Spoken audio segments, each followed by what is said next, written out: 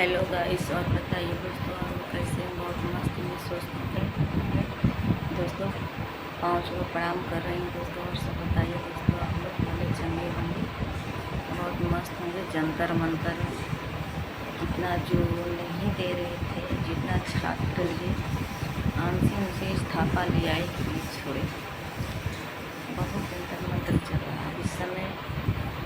राधा रानी भी गई है, देखी थी राधा रानी जंतर मंतर में गई, छात्रों का लगाई है फोटो दोस्तों।